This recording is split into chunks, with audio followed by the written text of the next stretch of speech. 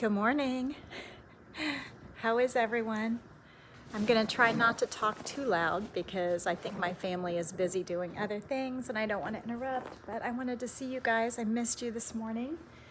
I didn't get a video filmed, so if you chime in here, if you're here, say hello and let me know if you can hear me okay. So I'm folding laundry. Hey, happy quarantine. Try to be happy while you're social distancing. Hello, welcome. So I'm folding laundry. How are you guys? I didn't get a chance to film a video. I mean, who knew that being home all the time and trying to work from home and make 3 meals and allow your kids to do their work and your husband is home doing his work would be so busy, but it is. I feel for the parents who are trying to work remotely from home while also trying to homeschool basically their kids. But our kids are on spring break, and so they don't really have too much work to do right now, and they don't need our help. But I can't imagine, families with school-age kids or kids where they have to like help them with their homework, but they're also trying to work remotely and also try to like feed them 3 meals and keep them entertained and occupied. And of course the dog wants to go out every hour, so it's busy. And I feel for those families that are trying to juggle all of that. How are you guys? Can you hear me okay? I don't see any comments yet, so hopefully you're hearing me. Anyway, I have a new great niece that I get to crochet for soon. So I got out last night my Crochet Every Which Way Stitch Dictionary from Dora Orenstein. It's a newer book. I did review it on my channel, so if you check the playlists of the channel, you can see the review. And I didn't have a chance yet, but I want to thumb through and find a stitch pattern that gets me excited about maybe designing something for my niece's and her husband's new baby who'll be coming in July. So I'm thinking, I know that probably, I don't know. So I could make a baby sweater, which is kind of inspiring. Hey, Carrie, nice to see you. I hope you can hear me okay.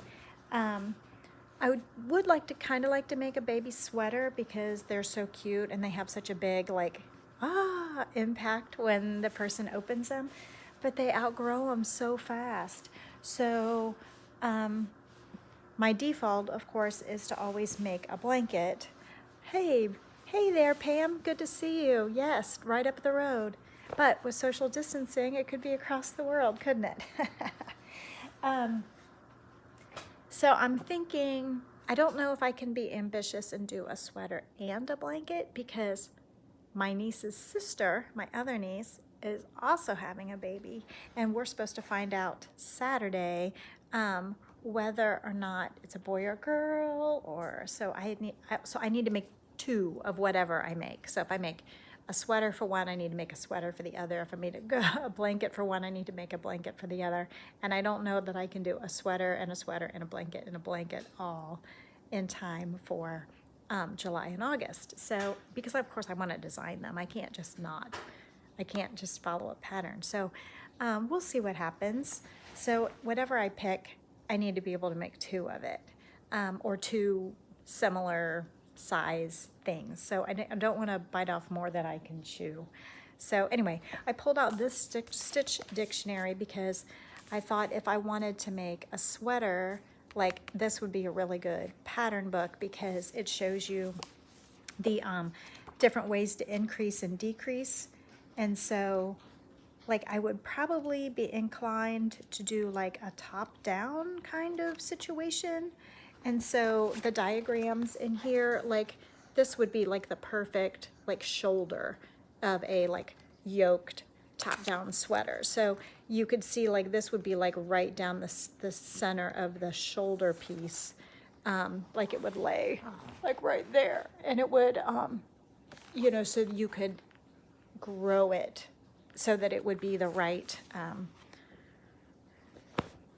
right size. And of course a baby though, like theoretically I could make the sweater in a day. After I could probably do the math all in one day and then make the sweater all in one day. No, but assuming that I had time to sit and crochet for a day and not make 3 meals and all the cleaning and stuff. But maybe I will. Maybe I will. It's kind of exciting to think about. I do like to make top-down sweaters. So, of course, with a baby, babies have really big heads. And so with a baby, I would probably want to split the shoulder seam and like put on a button or something to make the neck hole bigger to accommodate the really huge noggin that babies have. So I would probably do a chain that went around here and then left it open here. So it wouldn't be a closed circle. It would be a big long chain that goes around to here, and then I would work like back in rows all the way around until we get to a big open circle ring that would fit on the baby's shoulders. And then from there, we'd keep going to the armhole, which would really only be like 2 inches on a baby, and then start going back and forth for the body, and then add sleeves. That's what I'm thinking. Well, I work at a school, and we are on spring break right now, but I work from home. I'm working from home this week, but there's not too much to do, luckily, because it's spring break. So yes, we are working remotely as much as possible because we're at a school and we're on spring break. And the good news is, quite a while ago, I figured out that if I just pull my car up in the school parking lot to the first line of like handicap spaces, I can sit and idle in those spaces and get on the internet without going into the building. And there's nobody at school who needs those spaces right now because there's nobody at school. So, and there's plenty anyway. So if I just idle there for a few minutes, I can sit in the parking lot, download stuff that I need off the server, and then go home and never go in the building. So I anticipate that I might have a few of those drive-by work days where I will get updates on the server information that I need so that I can get my work done. But so yeah, I'm working remote, but I could also just work from the car. If I get close enough to the building, I can get on the building's Wi-Fi and download what I need without entering the building. So I plan to do that. And hopefully that's a tip that some of you working from home or working remotely can do as well, so that I don't actually have to leave the car and go in the building. There are a few staff members who are in the building right now, but we're really trying to keep it to a minimum. Mostly it's the poor IT guy who is helping all the teachers with their learning how to do digital learning and streaming classrooms right now, and making sure that they are all supported and have what they need. So, and then this week is spring break, so it's really not gonna hit a super like fever pitch of busy until next week when we all are back in school. And also, I don't know how this whole internet thing is going to work, because if Mara is streaming classes from Indiana and I'm trying to work online, remotely, Patrick's going to be streaming classes from his school. Tom is streaming videos, or not videos, but teleconferences and stuff for his work. That's really going to stress our Wi-Fi quite a bit. So we might have to prioritize and let the kids get everybody's schedule together so that everybody can have the Wi-Fi during their class and meeting times. So we'll see. I mean, technically Patrick will be in class all day, each day. So I don't know how it's going to work. And I feel for the families that don't have Wi-Fi. I mean, there's some families still at our school who don't have it. Yeah, you wonder if it's going to be a system-wide overload. Everybody's going to have slowdowns. Yeah, I think so. I mean, even my pal Marley Bird, hey Marley, I know she was trying to do some live video streaming. She's doing a tournament of stitches, get together right now online on YouTube. And the circuits were too busy and she couldn't stream efficiently. So I don't know. We will just roll with it, won't we? In the meantime, luckily, you know, most of us have plenty of yarn and plenty of ideas, and there's certainly plenty of videos out there. And so check out my playlist and see if anything inspires you. I'm gonna work on these, my niece's babies items. I think I'm kind of inspired to do that. It's been hard to get inspired to actually create something crochet in a while. You have fiber optics, and it's really going to be a test. Yeah, I can see that. So it kind of will be a test for everyone, I think.